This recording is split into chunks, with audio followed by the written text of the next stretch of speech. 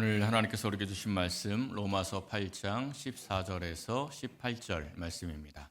신약성경 로마서 8장 14절에서 18절 말씀. 하나님의 말씀 봉독하여 드릴 때 하나님의 음성을 경청하십시오. 무릇 하나님의 영으로 인도함을 받는 사람은 곧 하나님의 아들이라.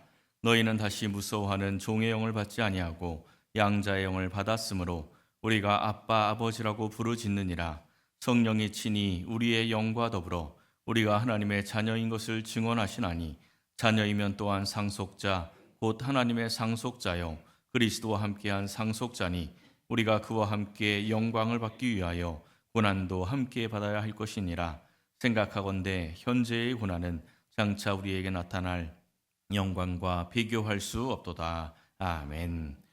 이 고전 영화 가운데 배너 있지요. 이 배너라는 제목으로만 영화가 4번 만들어졌습니다. 굉장히 유명한 영화입니다. 이 원작이 누 윌리스가 1880년에 발표한 소설입니다. 배너 그리스도의 이야기. 이게 원래 제목이에요. 19세기에 미국에서 성경 다음으로 많이 팔린 그런 베스트셀러라고 합니다. 이 제목에서 알 수 있듯이 이 배너에 누가 등장을 합니까? 예수님, 이 그리스도가 등장을 해요. 그러니까 배너의 역사적인 배경은 신약시대입니다. 신약시대는 이스라엘이 로마의 식민지로 지내던 그러한 시대죠. 우리나라 일제강점기와 비슷한 일들이 꽤 많이 있었습니다. 이 배너라는 이름을 보면요, 이 배너의 출신을 알 수가 있어요. 이 배너가, 이 이름이 우리가 성경에서 익히 보는, 많이 보는 그러한 단어에서 이 조합이 된 이름입니다. 벤이라는 뜻이 뭐냐면 아들이에요. 이 벤이라는 이름을 우리가 꽤 많이 봅니다. 야곱의 12아들 중에서 첫째 아들 이름이 뭡니까? 큰아들 루벤이죠. 루벤. 그래서 뜻이 뭐냐면 보라 아들이다 이렇게 되는 거예요. 그리고 야곱의 12아들 중에서 막내 아들 이름이 뭡니까? 막내 아들은 벤야민. 베냐민 이렇게 써 있는데 이제 히브리어 벤야민 이렇게 돼요. 야민이 오른손 이런 뜻이 있어요. 그럼 무슨 뜻이 되죠? 오른손의 아들 이렇게 되는 겁니다. 그러면 이제 베냐민이 오른손의 아들이면 배너의 뜻은 뭘까요? 허의 아들 이게 아니고 허의 아들 그랬으면 좋겠는데 이 배너를 이제 영국식으로 발음을 하면 벤훌 이렇게 되죠. 그러니까 배너의 뜻이 뭐냐면 훌의 아들 이렇게 뜻이 됩니다. 훌 어서 많이 들어보지 않았어요? 어디서 나옵니까? 모세가 기도할 때 힘이 떨어져가지고 손 떨어지니까 옆에 양쪽 옆에서 그 손을 붙들고 있었던 사람이지요. 누굽니까? 아론과 훌, 그 훌입니다. 그러니까 배너는 그 훌 집안의 자손이에요. 역사책에 나오는 사람의 자손이면 보통 그런 집안을 명문가 이렇게 이야기를 하죠. 그러니 배너는 명문가 출신입니다. 명문가 출신이니까 식민지 시대이긴 했지만 잘 살았어요. 어려움 없이 잘 살고 있었는데 어렸을 때부터 친구였던 메살라라는 로마인이 있었습니다. 우리나라로 이야기하면 명문가 집안인데 어릴 때부터 같이 자라난 일본인 친구가 있었던 거예요. 근데 이 메살라가 자기의 출세를 위해서 유대인들을 이용하려고 합니다. 그리고 자기 친구 베너한테 그걸 좀 도와달라고 요청을 해요. 근데 베너가 자기의 민족을 생각을 해서 안 도와줘요. 그러니까 메살라가 어떻게 합니까? 누명을 씌워가지고 배너를 노예로 만들어 버리죠. 노예로 팔려가지고 이제 이 로마의 함선에서 노젓는 생활을 3년 이상을 하다가 이제 거기서 이 로마의 함장이었던 아리우스를 만나게 됩니다. 이 집정관이죠. 이 사람을 만나서 몇 번 이야기를 하고 대화를 하다가 이제 이 사령관에게 좀 호의를 받아요. 그래서 이 아리우스가 이 배너의 이 쇠사슬을 좀 풀어줍니다. 원래 노젓는 사람들은 다 쇠사슬에 매여 있거든요. 근데 그 쇠사슬을 풀어줬어요. 그 쇠사슬을 풀어주고 얼마 안 있다가 해전이 벌어지는데 그 사령관이 탔던 배가 부서집니다. 그래서 침몰을 해요. 그때 이제 다 모든 노예들은 쇠사슬에 묶여 있으니까 다 빠져 죽는데 배너는 풀려 있죠. 그래서 물에 뛰어들어서 이 물에 빠졌던 아리우스를 건져줘요.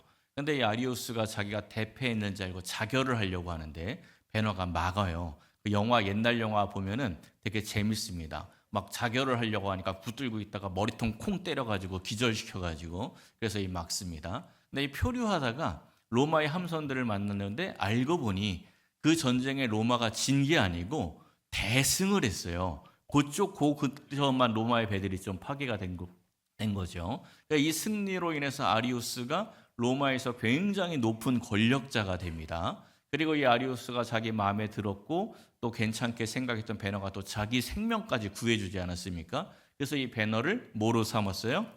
양자. 예. 그게 이제 오늘 성경 이야기로 진행이 되는 겁니다. 이 베너가 양자가 되고 나서 그의 인생이 완전히 달라지죠. 이제 어떻게 삽니까?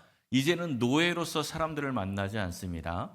이제는 식민지 백성으로 사람들을 만나지도 않아요. 이 베너가 명문가의 자손이었지만 누명을 썼을 때 아무것도 할 수 없었던 이유가 뭐냐면 식민지 백성이었거든요.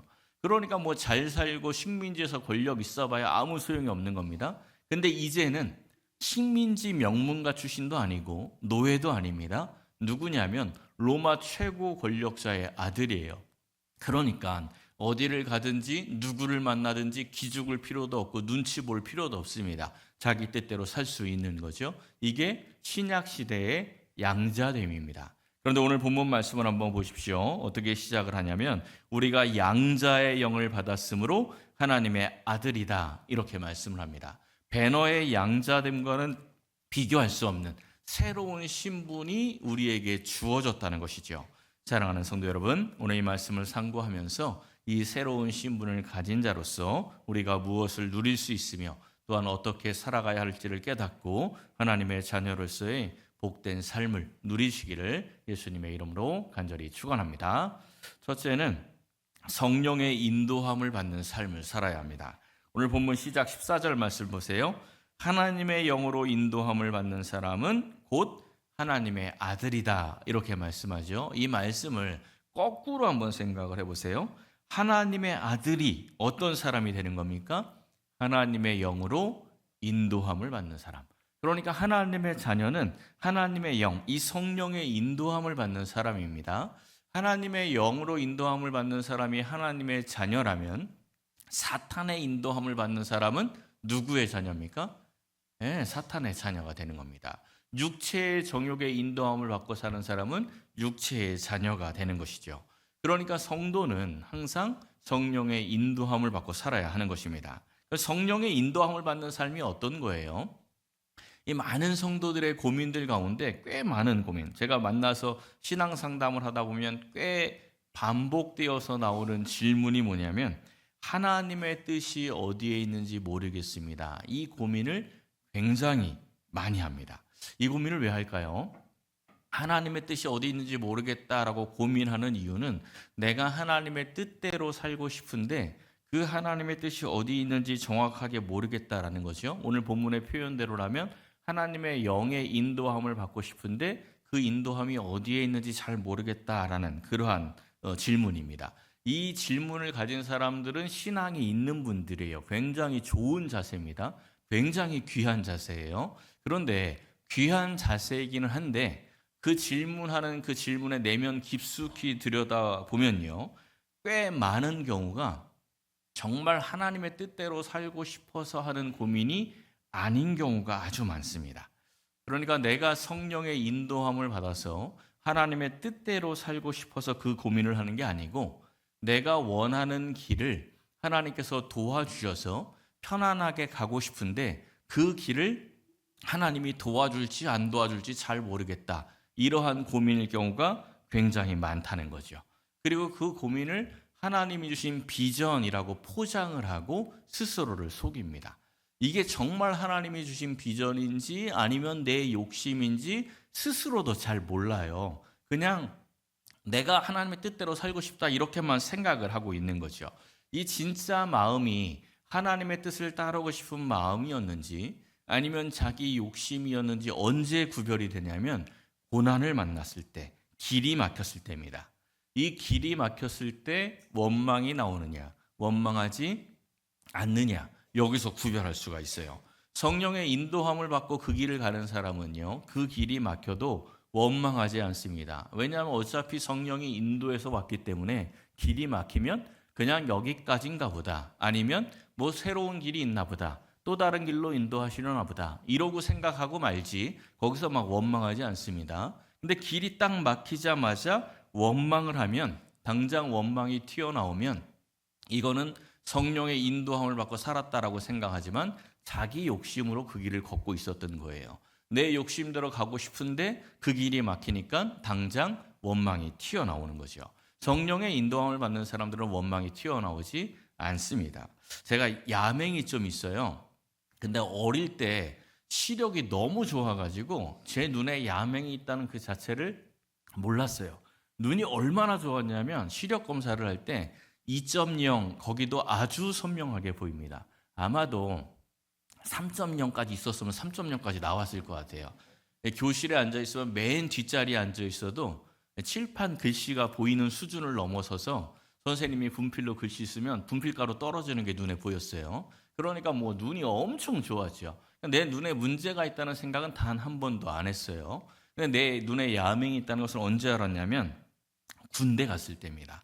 군대에서 훈련소에서 이제 야간 산악 행군을 하는데 처음으로 야간 산악 행군을 하는데 너무 힘든 거예요. 길이 안 보이니까 막 계속 막 발 삐끗거리고 돌에 걸리고 구덩이에 빠지고 나뭇가지에 찔리고 완전 난리가 아니었습니다.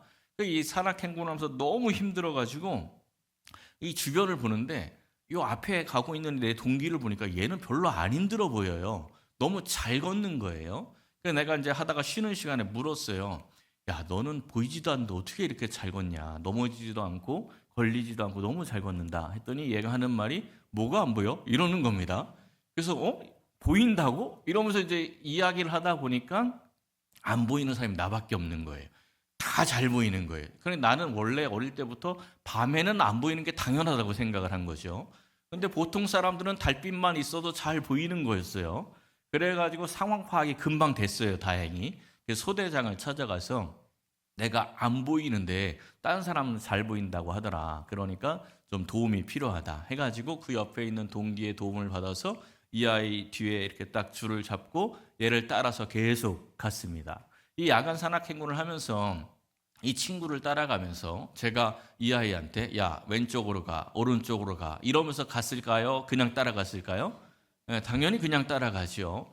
얘가 가다가 조금 험한 길로 가면 왜 이런 험한 길로 가면서 원망했을까요? 아니면 이게 코스군 하고 그냥 따라갔을까요?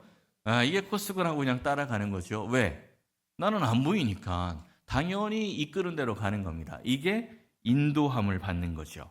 성령의 인도함을 받는 사람은요, 내 뜻대로 안 한다고 원망하지 않습니다. 그냥 성령이 이끄시는 대로 가는 겁니다.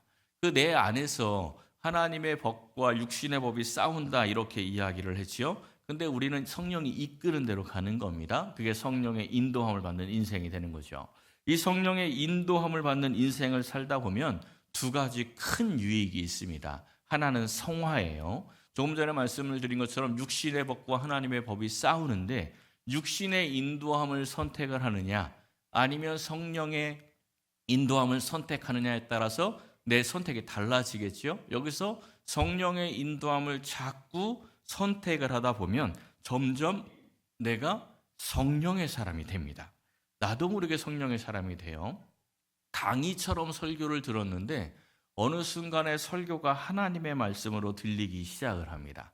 논리적으로 성경을 이해하고 있었는데 어느 순간부터 영적으로 성경이 믿어지기 시작을 해요. 예수님이 나를 사랑한다는 그 사랑이 점점 더 크게 느껴집니다. 자기도 모르게 죄의 자리가 점점 싫어져요. 믿음이 자라납니다. 그토록 꼴보기 싫었던 사람이 점점 불쌍하게 여겨지고 그 사람을 사랑하게 되고 점점 섬기게 됩니다. 그러다가 어느 날 보니까 다른 사람들이 날 보고 너는 참 예수님 같아 이렇게 이야기를 해요. 예수님 닮은 사람이 된 거죠. 이게 성화입니다. 성령의 인도함을 받고 살다 보면 그렇게 되는 거예요. 그리고 또 하나는요, 나의 작은 계획이 이루어지는 것이 아니고 하나님의 크신 계획이 이루어지게 됩니다. 사도행전 16장에 보면 이 사도 바울이 2차 선교 여행 가운데 사방이 다 막히지 않습니까? 자기가 계획을 하고 선교 여행을 하는데 다 막혀요. 근데 바울이 거기서 원망하는 게 아니고 계속 새로운 길을 찾아서 애를 씁니다. 노력을 해요. 언제까지 애쓰고 노력합니까? 하나님의 뜻을 발견할 때까지. 드로아에서 하나님의 뜻을 발견하지요. 하나님의 뜻을 발견하고 어떻게 했습니까? 바로 마게도냐로 떠나기로 힘썼어요. 내 계획이 아니었습니다. 근데 하나님의 뜻을 발견하니까 바로 순종을 합니다. 왜? 우리를 부르신 줄로 인정함이로라. 하나님이 나를 이쪽으로 이끌고 가는구나 하고 인정했다라는 것입니다. 원어 그대로 직역을 하자면 이해했다. 아, 하나님이 이렇게 막으셨던 게 이 길로 가라고 막으셨구나 하고 이해하고 그 뜻에 순종했다는 것입니다. 이 사도 바울이 이렇게 성령의 인도함을 받고 순종했기 때문에 사도 바울 원래의 계획대로 소아시아의 복음이 전해진 게 아니고 하나님의 계획대로 유럽의 복음이 전해졌고 나중에는 로마로 전해지고 그것이 온 세계로 퍼져서 지금 우리에게까지 이 복음이 전해지게 된 것입니다. 지금 우리도 마찬가지죠. 우리도 성령의 인도함을 따르는 인생이 될 때 우리의 가정, 우리의 일터, 우리가 거하는 그 모든 것을 하나님의 나라로 만들어가는 그 귀한 사명을 감당하게 되는 겁니다. 사랑하는 성도 여러분, 내 육신의 인도함이 아니라 성령의 인도함을 받고 살아서 하나님의 자녀답게 성장하고 하나님의 뜻을 이루며 삶의 자리를 천국으로 만들어 가시기를 예수님의 이름으로 간절히 축원합니다. 두 번째는 하나님과 친밀함을 누려야 합니다. 15절 말씀을 보세요. 너희는 다시 무서워하는 종의 영을 받지 아니하고 양자의 영을 받았으므로 우리가 아빠 아버지라고 부르짖느니라. 이 말씀을 보면 이전에는 무슨 영을 받았다는 겁니까? 무서워하는 종의 영을 받았다는 거죠. 근데 이제는 새로운 영, 양자의 영을 받은 겁니다. 문제는 뭐냐면 양자의 영을 받았는데도 무서워하는 종의 영에 머물러 있는 그런 신앙인들이 많다는 거예요. 우리가 로마서 6장 나누면서 잠깐 탕자의 비유를 생각해 본 적이 있었는데 다시 한번 좀 생각해 보세요. 이 둘째 아들이 아버지의 유산을 미리 받아서 먼 타국에 가서 허랑방탕하게 지내다가 쫄딱 망해서 돌아왔죠. 근데 아버지가 이 아들을 위해서 잔치를 베풀었습니다. 바깥에서 열심히 일하다가 돌아온 큰아들이 둘째 아들을 위해서 잔치가 벌어졌다라는 이 소식을 듣고 분을 내죠. 열이 받습니다. 그래서 이 아버지에게 뭐라고 이야기했는지 그 말을 다시 한번 보십시오. 간단하게 요약하면 이런 이야기입니다. 나는 열심히 일하면서 아버지 옆에서 섬겼는데 염소 새끼 한 마리 안 주더니 아버지 재산 다 날려먹은 저놈이 돌아오니까 송아지를 잡아서 잔치를 해요. 이러면서 항의를 했다는 거죠. 열받을 만하죠. 그죠? 열받을 만합니다. 그때 아버지가 뭐라 그랬어요? 예, 내 것이 다 내 것이잖아. 이런 말을 했죠. 내 것이 다 내 것이로 돼. 그죠? 이 아들이 이걸 몰랐어요. 근데 이 아버지가 하시는 이 말씀, 내 것이 다 내 것이다. 이것은 그냥 하는 말씀이 아닙니다. 그냥 하는 말씀이 아니에요. 둘째 아들은 자기 몫의 유산을 받았어요? 안 받았어요? 다 받았지요. 그럼 지금 남아있는 재산은 다 누구 겁니까? 네, 첫째 아들 거예요. 법적으로 이 재산은 다 첫째 아들 겁니다. 앞으로 상속받아서 자기가 다 누릴 거예요. 그러니까 염소 새끼 한 마리 정도는 자기가 친구들하고 함께 즐기고 싶으면 그냥 아버지 이거 한 마리 잡아 먹을게요. 이러고 그냥 한 마리 잡아 먹어도 돼요. 어차피 다 자기 거 될 거니까. 근데 왜 누리지 못했죠? 아들의 정체성을 몰랐기 때문이다. 이렇게 말씀을 드렸었죠. 지금 이 첫째 아들의 말을 잘 한번 보십시오. 아버지 곁에서 어떻게 살아왔습니까? 여러 해 아버지를 섬겨 명을 어김이 없이 살아왔다. 여기서 이 명은요. 주인이 종에게 명령할 때 쓰는 그 명입니다. 원래 단어가. 섬겨라는 단어는요. 둘려온데 뜻이 이거예요. 종이 되다, 예속되다, 섬기다. 그러니까 이 첫째 아들이 아버지 곁에서 뭘로 살아왔습니까? 네, 종으로. 아들로 산 게 아니고 종으로 살아왔습니다. 오늘 말씀대로 하자면 종의 영을 받은 자로서 아버지와 아무런 친밀감도 없이 아들이지만 아들의 주의가 아니라 종으로 살아왔던 사람이 첫째 아들이에요. 종의 영에 머물러서 신앙생활을 하면요. 신앙생활에 기쁨이 없습니다. 그냥 시험 들까 봐 벌벌 떨어요. 또 죄를 범해서 저주받을까 봐 징계받을까 봐 벌벌 떱니다. 열심히 봉사하고 헌신하는데 그 마음이 어떤 마음이냐면 어떻게 하면 열심히 하나님을 섬겨서 염소 새끼 한 마리라도 얻을 수 있을까? 이 생각을 하면서 일을 하니까 그 봉사와 헌신에도 아무런 기쁨이 없지요. 이런 신앙생활에는 기쁨이 없는 겁니다. 종의 영에 머물러서 신앙생활했던 대표적인 사람이 욥이지요. 욥기 1장을 보면 욥이 굉장히 경건한 사람입니다. 이 자녀들이 어디 무슨 잔치라도 벌였다 하면 이 자녀들을 또 성결하게 하는 제사를 드려요. 근데 이러한 모든 경건들이 하나님과의 친밀함으로 했던 게 아니었어요. 욥기 1장을 잘 읽어보면요, 혹시나 죄를 범했을까 봐.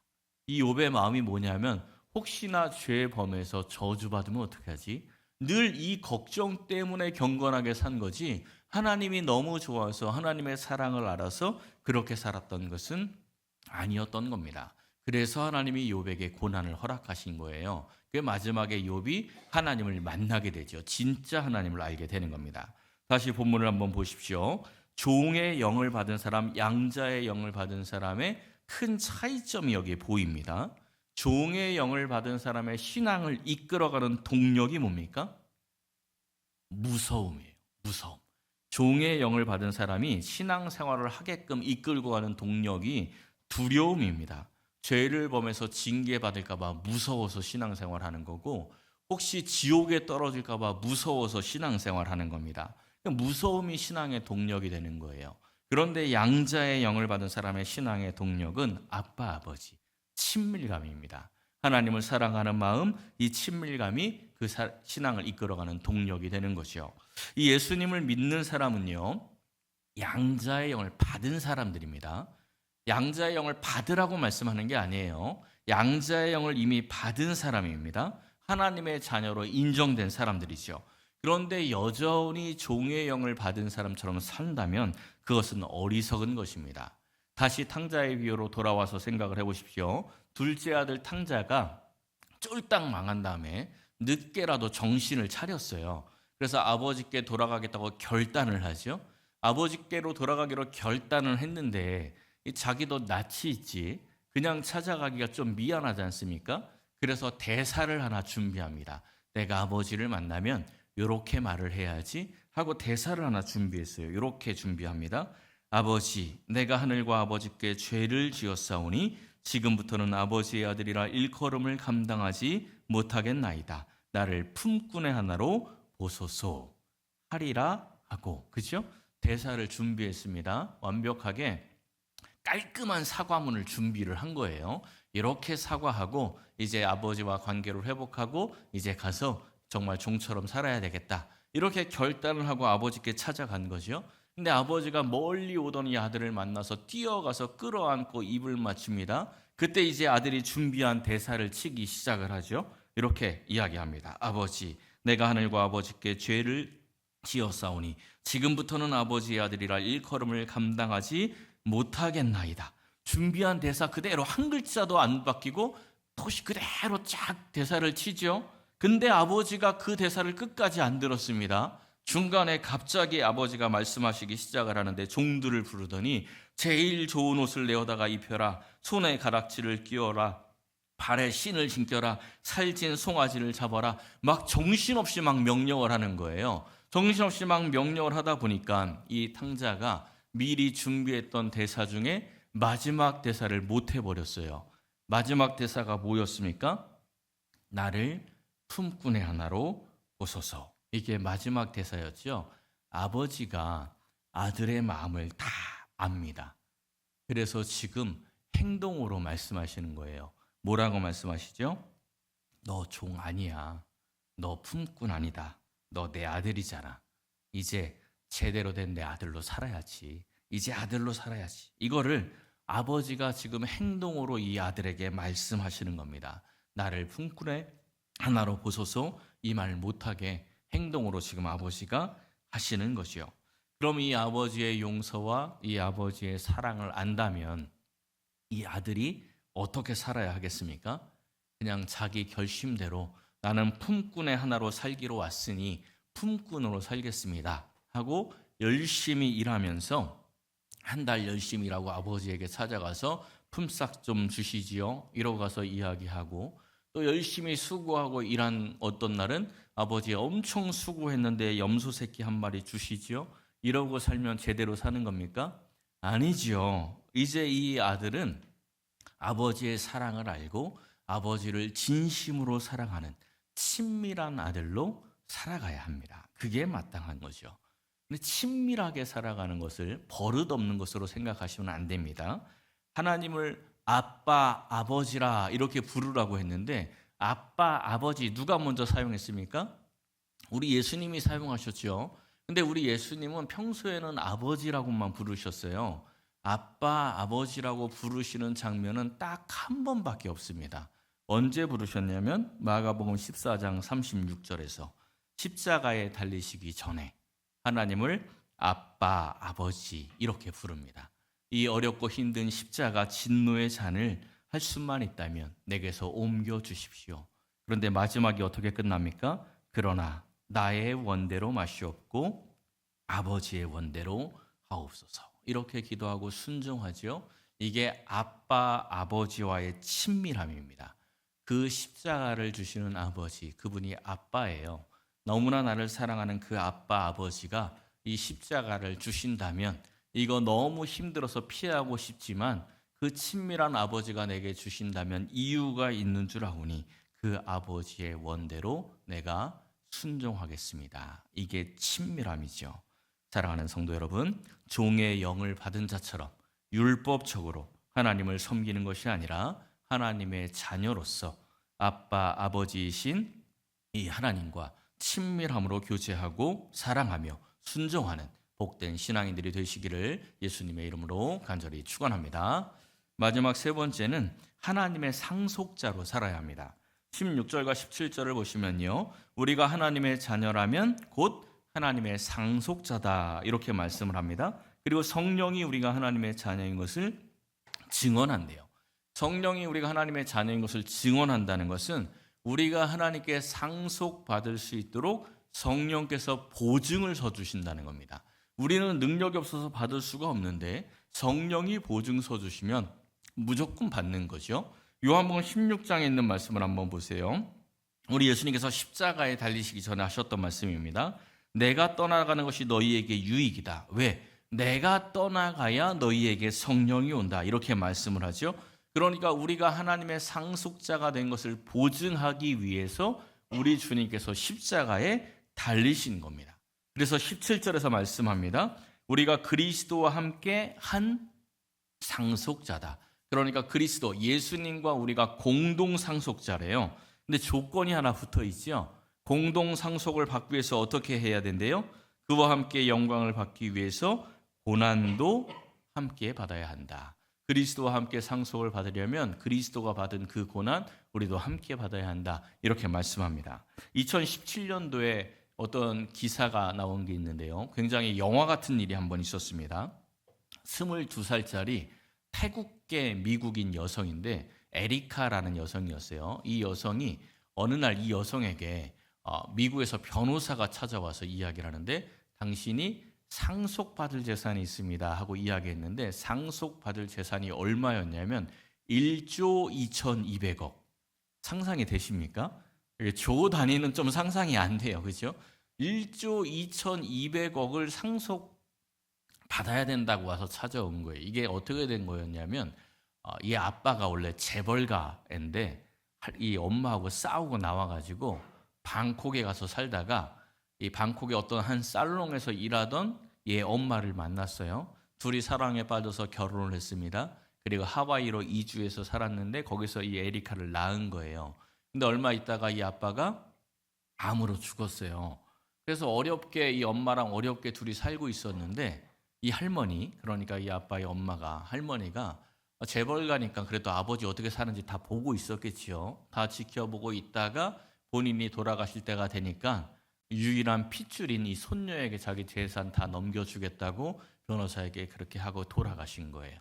그래서 얘는 아무것도 모르고 있다가 1조 2,200억을 상속하게 된 거죠. 여기까지가 기사 내용인데 이제 이 뒷이야기는 좀 상상해서 한번 생각을 해보십시오. 1조 2,200억 상속받게 된 이 아이가 차를 끌고 이제 캘리포니아, 할머니가 살던 캘리포니아 지역으로 갑니다. 몇 날 며칠을 힘들게 운전을 해서 갔어요. 이제 가서 마지막 가서 서류 도장만 찍으면 되는 그곳까지 1km 정도 남았는데 차가 펑크가 펑 나면서 차가 고장이 나버렸어요. 1km 정도 남았는데 그럼 어떻게 하시겠습니까? 어떻게 하시겠어요? 걸어가면 되죠. 그렇죠? 1km 남았으니까 걸어가면 돼요. 근데 거기서 차 펑크 났다고 왜 나만 겪는 고난이냐고 왜 이 차가 펑크 나냐고 거기서 주저앉아서 울면서 원망하고 불평하고 이러고 있으면 우리가 그런 사람을 보고 뭐라고 이야기합니까? 속된 말로 또라이냐 이러겠죠. 그죠? 아니 1km 걸어가면 되는데 거기서 왜 그러고 앉아 있어요? 받을 재산이 얼만데. 그렇죠? 제가 이 뒷이야기는 제가 만들어낸 이야기는 아니고 만유 인력을 정리한 존 뉴턴, 이 뉴턴이 신학자이기도 했거든요. 존 뉴턴이 그리스도인의 고난과 영광에 대해서 말하면서 마차 이야기를 했어요. 그 이야기를 제가 현대화해서 뒷부분을 좀 붙인 겁니다. 근데 이 뉴턴이 그런 이야기를 했습니다. 그리스도인이 받을 영광, 이 고난과 영광은 마치 이 유산 상속받을 거리를 1km 남겨두고 이 고장난 마차에 타고 있는 사람과 같다. 이렇게 이야기를 했습니다. 고난 가운데 1km 걸어가는 이 시간이 그 사람에게 힘들까요? 신날까요? 신나죠. 그죠? 차 고장나서 1km가 아니라 나 같으면 10km도 걸어가겠다. 10km가 뭐야? 100km도 걸어가겠다. 뭐 1조 2200억인데 뭐 100km를 못 걸어가겠습니까? 정말 노래하면서 신나게 뛰어가며 걸어갈 수가 있습니다. 오늘 본문 마지막 18절. 현재의 고난은 장차 우리에게 나타날 영광과 비교할 수 없도다. 우리가 하나님의 상속자입니다. 우리가 이 세상을 살아가다 보면 반드시 만나야 할 고난이 있습니다. 그 고난은 지난주 나눈 말씀처럼 온 세상이 다 육의 원리로 살아가기 때문에 영의 원리를 따라 살아가다 보면 고난이 따라오게 되어 있습니다. 그 고난을 감내하면서 예수님 닮아 살아가는 것이 그리스도와 함께 상속자로서 살아가야 할 마땅한 태도임을 꼭 기억하시기를 소원합니다. 양자가 입양이 될 때 양자가 부모를 선택하는 게 아니죠. 부모가 그 양자를 선택합니다. 그리고 선택을 하면 그 아이를 양자 삼기 위해서 모든 서류를 준비하고 대가를 지불해서 법적으로 완벽한 자기의 자녀로 만듭니다. 이와 마찬가지예요. 우리가 하나님을 선택한 것이 아니고 하나님이 우리를 선택했습니다. 하나님이 나를 우리 하나님의 자녀로 만들어 주시고 하나님의 상속자로 만들어 주시기 위해서 예수님을 십자가에 내보내셔서 대가를 지불했고 성령을 보내주셔서 우리의 보증인이 되어주셨습니다. 완벽하게 하나님의 상속자로 우리를 만들어 주신 겁니다. 그러니까 나의 연약함 때문에 두려워하지 마십시오. 성령께서 보증해 주십니다. 사랑하는 성도 여러분, 십자가의 보혈로 우리를 자녀 삼아 주신 그 하나님의 사랑을 알고 보증하시는 그 성령님의 인도함을 받으며 하나님과 친밀하게 하나님의 상속자답게 살아가는 복된 신앙인들이 되시기를 예수님의 이름으로 간절히 축원합니다.